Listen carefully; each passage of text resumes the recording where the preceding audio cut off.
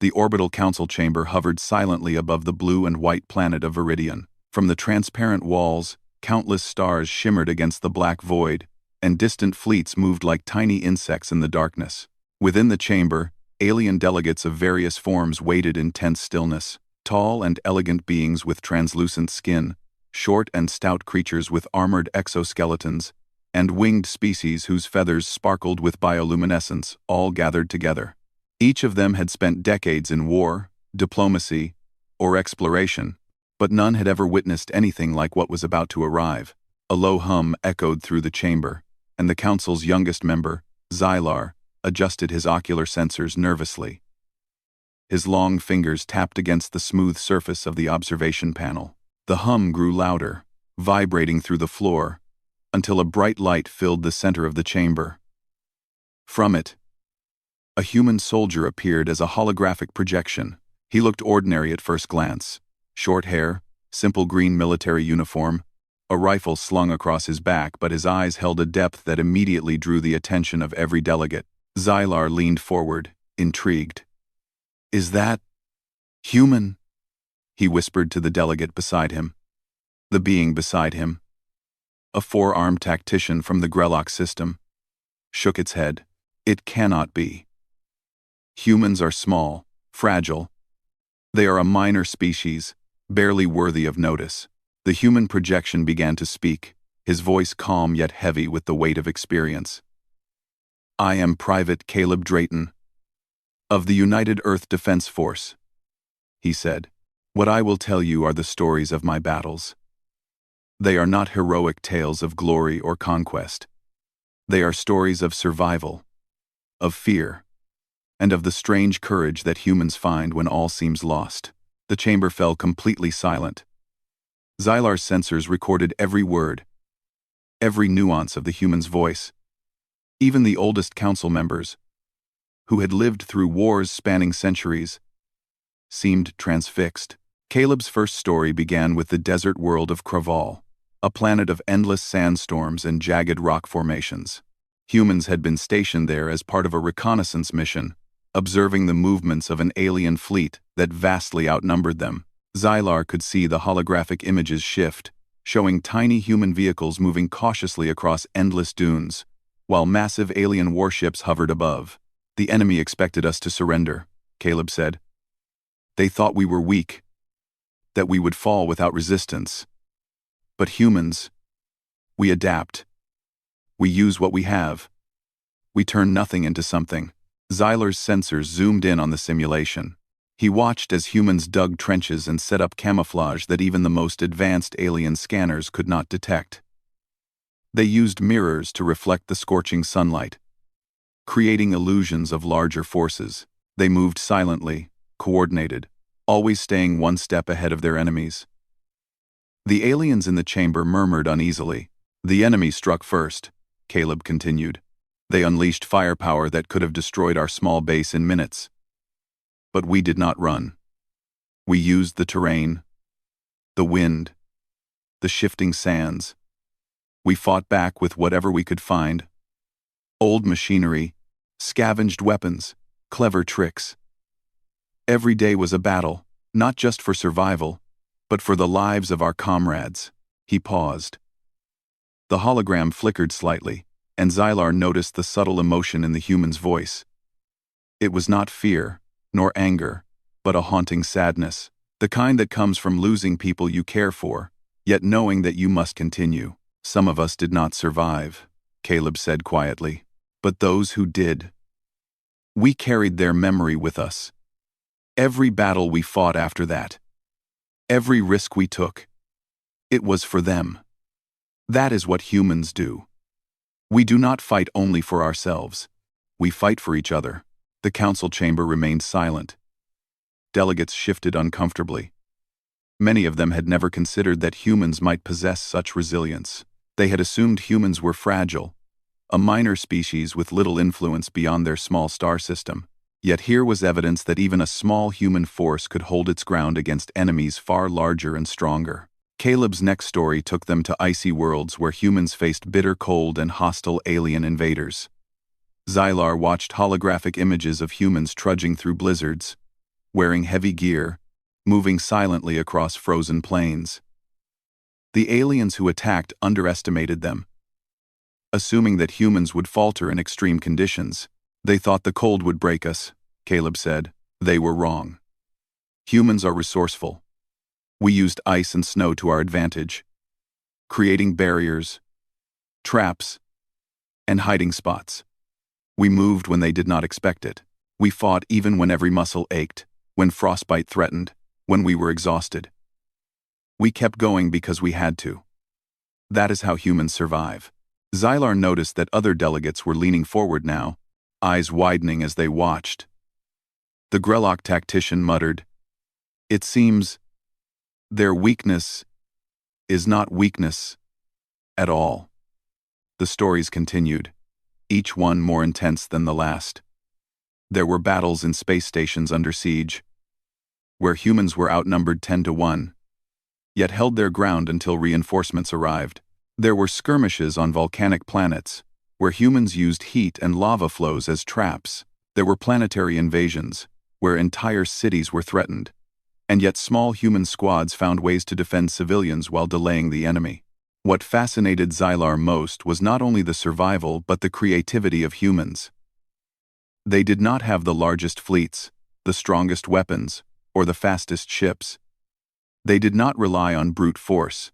Instead, they used intelligence, planning, and unpredictability. Humans could take nothing and make it something. Then came the story of the orbital battle over Solara. Human ships, far fewer in number, faced a technologically superior alien fleet. Xylar watched in awe as the holographic simulation showed human pilots performing maneuvers that seemed impossible. They twisted through enemy fire, using the enemy's own attacks to create openings. They coordinated like a single organism, moving and reacting with speed and precision that no alien species had anticipated. The enemy expected us to surrender after the first attack, Caleb said. They did not know that humans do not surrender easily. We fight until we cannot. And even when we fall, we teach the next generation to fight smarter, stronger, braver. The chamber was still.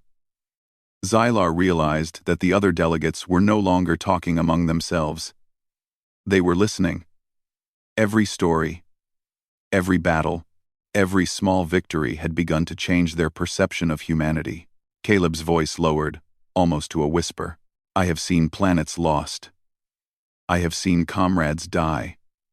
I have felt fear like nothing else in the galaxy. But I have also seen humans rise when all hope seemed gone. That is our strength. That is who we are. Xylar felt a shiver run down his spine. The human soldier had spoken of horrors, yet also of hope. He had revealed the raw reality of war, pain, loss, fear, but also the courage and ingenuity that humans possessed in abundance. As the holographic projection ended, fading to a soft blue glow, Xylar realized something profound. These were not just stories. They were proof. Proof that humans were far more than a small, insignificant species. They were survivors, innovators, and fighters whose spirit could not be broken. The chamber remained quiet for a long moment. Then Xylar finally spoke. If this is only one soldier's story, he said slowly, then the galaxy has underestimated humans for far too long. The council members began to murmur among themselves. Some in disbelief, others in cautious respect. Yet all were affected. Something had changed. Humans, once considered fragile and weak, now seemed formidable. Something in their persistence, their ingenuity, and their courage could not be ignored. Outside the chamber, fleets continued to move through the darkness. But Xylar knew that after hearing these stories, the galaxy would never look at humans the same way again. Somewhere out there, across countless worlds and countless stars, humanity was preparing for the next challenge. And when it came, they would meet it, not because of their strength alone, but because of something deeper, something no alien species could replicate. Their unwavering spirit. The projection had vanished, but the stories remained in the minds of everyone present. They spoke of fear, but also hope. They spoke of loss, but also determination. They spoke of death, but also life. Xylar lingered in the chamber long after the others had left. He replayed every story in his mind, every battle, every human strategy, every moment of courage, and he understood something clearly. The galaxy had misjudged humans. Their victories were not luck. Their courage was not occasional. It was the essence of their species, and somewhere, far from the council chamber, humans continued to fight not for glory, not for conquest, but for each other. The council chamber on Viridian had grown tense. The holographic soldiers' stories from Part 1 had unsettled the delegates. But curiosity pushed them to continue. Xylar, the young strategist, had remained behind.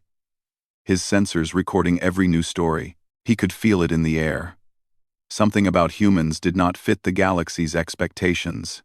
The next projection began without warning.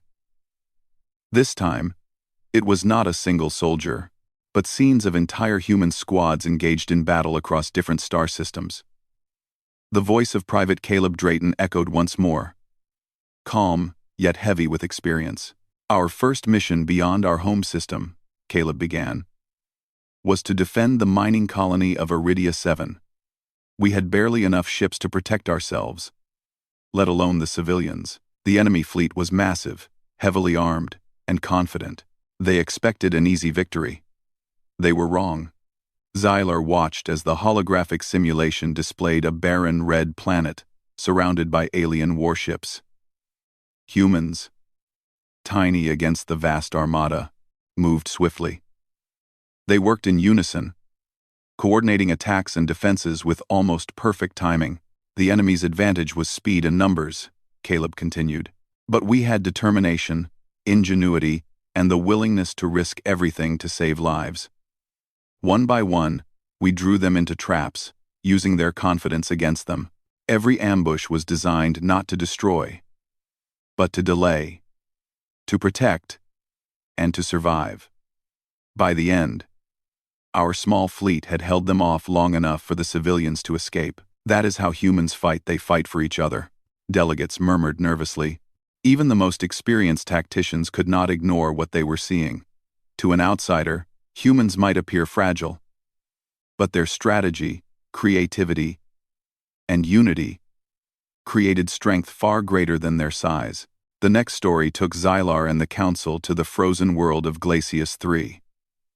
Caleb's voice grew quieter, almost haunted. The Glacius mission was the hardest. Temperatures fell below the limits of our suits, and every step across the icy plains was a battle against frost and fatigue. We had little energy, fewer supplies, and an enemy that expected us to fail. Yet failure was not an option. Every human knew that if we fell, others would die with us. We could not allow that. The projection displayed humans navigating icy canyons, moving silently, setting traps made of frozen terrain. Alien forces, confident in their power, were repeatedly outmaneuvered by small squads who exploited the environment in ways no one expected. What makes humans different, Caleb said, is that fear does not stop us. We feel it, yes. But fear becomes fuel. It sharpens our minds, pushes our bodies further than we thought possible. We endure because we must, and in enduring, we surprise even our enemies. Xylar noticed several delegates leaning forward. A Grellock commander whispered, "Their instincts, their survival is remarkable. How can such small beings resist so many?" Caleb's voice continued, recounting an orbital skirmish above the planet Solara. Human starships, outnumbered 3-1, faced enemy fire that could obliterate entire fleets. Yet they moved with precision, weaving through the deadly beams of energy, striking at weaknesses the enemy did not know existed. "We adapted faster than they expected," Caleb said. "We used their confidence, their reliance on technology, against them. Every calculation they made, every plan they assumed, we changed it. Humans are unpredictable, because we do not act only according to rules or patterns. We act according to necessity, courage, and intelligence. That is how we survive." Xylar's sensors displayed the movement of human ships darting through energy storms, using enemy fire as cover, sacrificing nothing more than the illusions of predictability. The aliens in the chamber were silent, watching the simulations with growing unease. The stories grew darker, showing humans in situations that should have been hopeless. One tale described the Battle of the Twin Asteroids, where human soldiers were trapped on a mining station with alien forces on every side. Ammunition was low, supplies were nearly gone, and communication with reinforcements was lost. "We had no chance, not by the numbers," Caleb said. "And yet, we held the station for 3 days, using whatever we had to fortify, hide, and attack. We crafted makeshift weapons, rerouted power, and turned debris into shields. Every human knew the odds, and still, we fought." The projection showed explosions, smoke, and the eerie light of human ingenuity in action. Every maneuver was desperate, yet clever. The aliens had assumed humans would panic, surrender, or fail. But instead, humans adapted instantly. Caleb paused, voice heavy. "Many of us did not survive. Some died defending others. But their sacrifice was not wasted. Those who remained, learned, adapted, and ensured that others would live. That is humanity. We do not leave anyone behind. We do not surrender hope." Xylar noticed that the older council members were shifting in their seats. They had seen many species in war, many civilizations rise and fall.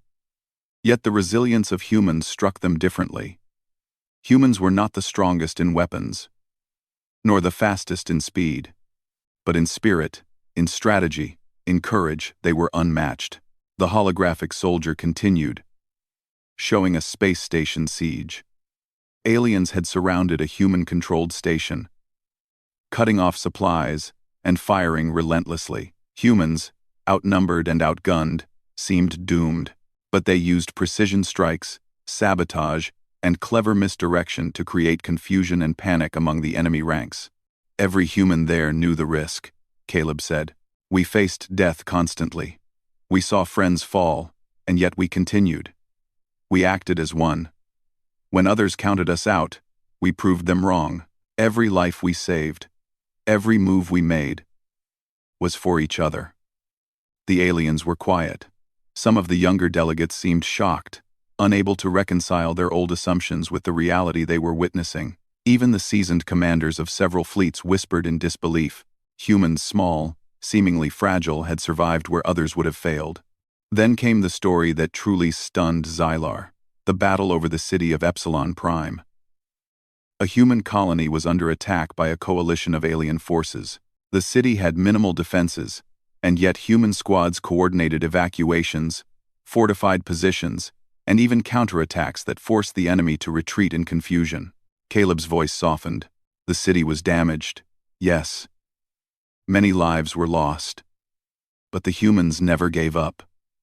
We adapted, we fought, and we survived. The coalition believed we were weak. Yet, our persistence became our strength. Every action, every choice, every risk was guided by our resolve to protect each other. That is what makes us human. Xylar recorded every detail. He replayed the stories in his mind, watching the human soldiers' clever traps, their sacrifices, their unyielding courage. He realized that the alien assumption of human fragility was entirely wrong. Humans had something no alien species could easily replicate: the combination of intelligence, creativity, and unwavering unity. As the stories continued, the projection became more emotional. Caleb spoke of loss, fear, and exhaustion. He spoke of comrades who had fallen, of missions that seemed impossible, of situations where failure was inevitable. Yet, he also spoke of hope, ingenuity, and the strange power humans had to rise even in the darkest moments. Xylar was struck by the haunting quality of these revelations. Humans were not merely survivors, they were challengers of fate itself. The aliens had always measured strength in numbers, firepower, and technology. Humans measured strength differently. In courage, adaptability, and the willingness to fight for others, no matter the odds. Finally, Caleb concluded with a reflection that silenced the entire council chamber. We are not perfect. We are fragile. We make mistakes. We feel fear more than most. But we endure. We adapt. And we fight, not for glory, but for life, for hope, and for each other. That is the spirit of humanity. That is why we survive where others would fall. The projection faded, leaving only the soft hum of the chamber. Delegates stared at one another, many of them shaken. Xylar felt a mixture of awe and disbelief. The humans were small, almost insignificant in the galactic hierarchy, and yet their stories revealed a power no one had anticipated. The council began to murmur, debating quietly. Some suggested caution, fearful of a species so unpredictable and clever. Others, like Xylar, saw the truth. Humans were formidable. Not because of weapons, not because of numbers, but because of something deeper. Something the galaxy had overlooked for centuries. Xylar lingered after the council adjourned, replaying every story in his mind. He thought of the desert battles, the frozen wastelands, the orbital skirmishes, the city sieges. Every story reinforced the same truth. Humans could endure anything. Humans could outthink, outmaneuver, and outlast enemies far stronger and more numerous. He realized that the galaxy had underestimated humanity in every way. Every assumption about their weakness had been shattered. Humans were not fragile, not insignificant, not ordinary. They were extraordinary in ways that no alien species could fully understand until they faced them directly. And somewhere, across countless stars and planets, humans continued to prepare for their next challenges. Their battles were not over, and their courage would not waver. For Xylar, the lessons were clear. The galaxy had much to learn from humans, and underestimating them would be a mistake no one could afford. The orbital council chamber was unusually quiet. Xylar, the youngest strategist, had stayed behind as the other delegates discussed what they had witnessed over the past cycles. Humans had been dismissed for centuries as weak, fragile, and insignificant. Yet now, through the haunting stories of Private Caleb Drayton, the entire council began to understand the truth. The final projection flickered to life. This time, the hologram showed not just one battle, but the culmination of human resilience across multiple worlds. A narrative that traced humanity's journey from desperation to triumph. Caleb's voice carried the weight of experience and a quiet pride. The Battle of the Twin Suns, Caleb began, was unlike anything we had faced before. The enemy coalition forces from multiple star systems arrived simultaneously, intent on eliminating humanity entirely. Our fleets were smaller, our weapons older, our numbers few. Many believed we had no chance. Xylar watched as the holographic simulation revealed massive fleets, alien warships firing volleys that could obliterate entire planets. Human ships were tiny in comparison, scattered, and seemingly doomed. Yet they moved with precision, coordination, and a cleverness that belied their size. We did not have the luxury of hesitation, Caleb continued. Every choice mattered. Every life mattered. We fought not just for survival, but for each other, for the future of our species, and for the civilizations who relied on us indirectly. That is how humans fight. We fight for something larger than ourselves. The simulation shifted to show the humans' tactics. They divided into small, nimble units, each exploiting weaknesses in the enemy's formation. Some created illusions, appearing to be much larger than they were. Others used captured technology in ways the enemy never imagined. The alien coalition had not expected humans to adapt so quickly, to think so creatively, or to act so bravely in the face of almost certain annihilation.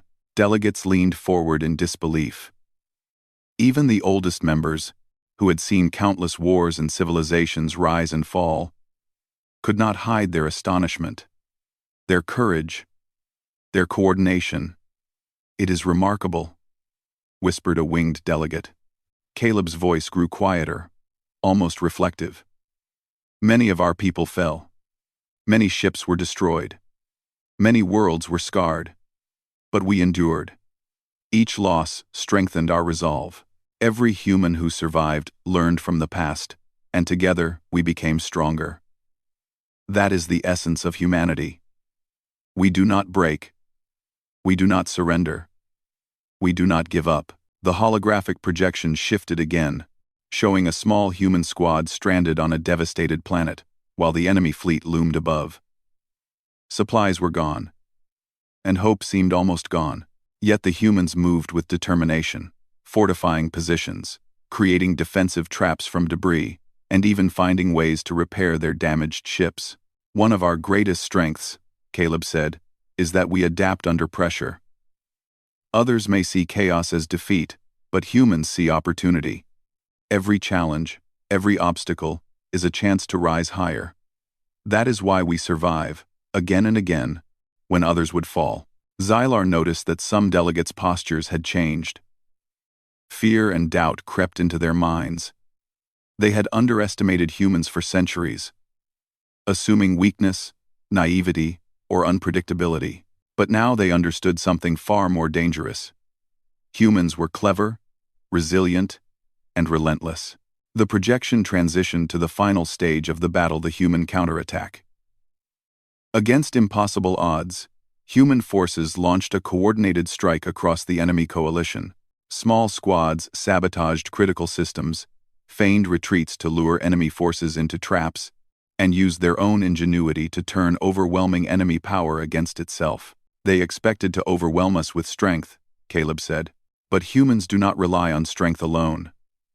We rely on intelligence, on unity, on creativity, and above all, on courage. Even when surrounded, even when outnumbered, we find a way to fight back. That is our gift. That is our strength. The chamber was silent. Xylar could hear the soft hum of the holographic projector and the quiet breathing of delegates. The simulation showed the enemy coalition confused, disorganized, and ultimately retreating in the face of human determination. The humans had not only survived, they had achieved victory against the greatest threat they had ever faced. The galaxy has always underestimated us, Caleb said softly. They judged us by our size, by our technology, by our appearances. They did not understand the human spirit. That is why we endure. That is why we triumph. Xylar felt a surge of pride, though he was not human. He understood now what humans possessed that no other species could replicate: the ability to face fear, loss, and hopelessness with courage, ingenuity, and unwavering resolve. Humanity's victories were not accidents or flukes, they were the product of their very nature. The council members began to speak quietly among themselves. Some argued that humans should be approached with caution, while others suggested that their determination could make them allies too valuable to ignore. Xylar watched, silently noting that no matter what they decided, humans had already changed the galaxy's perception of strength. The projection shifted one last time, showing scenes of humans helping others in the aftermath of battle. They rebuilt cities, shared resources, treated the wounded human and alien alike, and taught what they had learned. Caleb's voice carried a quiet wisdom. Victory is not the end, he said. It is the beginning. We survive to protect, to teach, and to create. We do not conquer for glory. We act for life, for hope, and for the future. That is humanity. Xylar's sensors recorded every word, but he did not need them to understand. The meaning was clear. Humans were extraordinary, not because they were the strongest or the fastest, but because they refused to give up, because they adapted when others faltered, and because their spirit could inspire hope even in the darkest moments. The other delegates now looked at each other with a mixture of awe and uncertainty. They realized that the galaxy had misjudged humans in ways that could not be ignored. They had assumed weakness where there was resilience, smallness where there was courage, and simplicity where there was brilliance. Xylar stepped forward, addressing the council. The humans are not what we assumed, he said. They are more than weapons, more than numbers, more than appearances. They are a species defined by courage, ingenuity, and unity. To underestimate them again would be a grave mistake. A murmur of agreement spread through the chamber. Even those who had doubted, who had dismissed humans for centuries, could no longer do so. They had seen the proof. Humans could survive impossible odds, adapt to any situation, and fight not just for themselves, but for each other and for the galaxy itself. The council adjourned, leaving Xylar alone in the chamber. He looked out through the transparent walls at the stars stretching into infinity. Somewhere, across countless planets and systems, humanity continued to live, to fight, and to grow stronger. They were unaware that their stories, told through the voice of one soldier, had changed the perception of the galaxy forever. Xylar replayed the final scenes in his mind, humans helping each other, adapting, surviving, and ultimately, triumphing. He realized that their strength was not something to fear alone, it was something to respect. Humans were a species that could endure anything, and in that endurance lay a power greater than any weapon or fleet. He thought of Private Caleb Drayton and all the humans whose stories he had shared. Their victories were not without cost. Their journeys were filled with loss, but their spirit had never faltered. Xylar understood, finally, why humans survived when others would have fallen. It was not luck, not chance, not superior technology. It was the human heart, the human mind, and the human will. And somewhere out in the galaxy, humans continued their journey, facing challenges that no one else could imagine. They did not fight for glory. They did not fight for conquest. They fought because it was necessary, because it was right, because they believed in each other. For Xylar, the lesson was clear.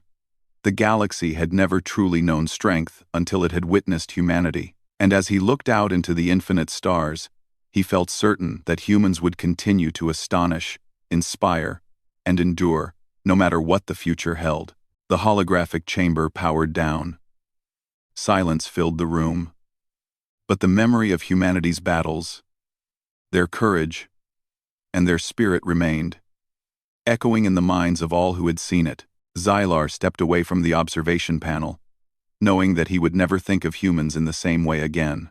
Their stories had revealed a truth that no alien could ignore. Humanity was a force defined not by size, or technology, or appearance, but by spirit. And that spirit, Xylar knew, would endure forever. Somewhere, far from the council chambers, humans continued to prepare for what lay ahead. They fought not for fame, not for power, but for each other, and for the future. They survived because they refused to surrender. They endured because they refused to break. And they triumphed because they believed in the impossible and in themselves. The galaxy had learned an unforgettable lesson. Never underestimate humanity. And as Xylar watched the stars, he knew one thing for certain. The story of humans was only beginning.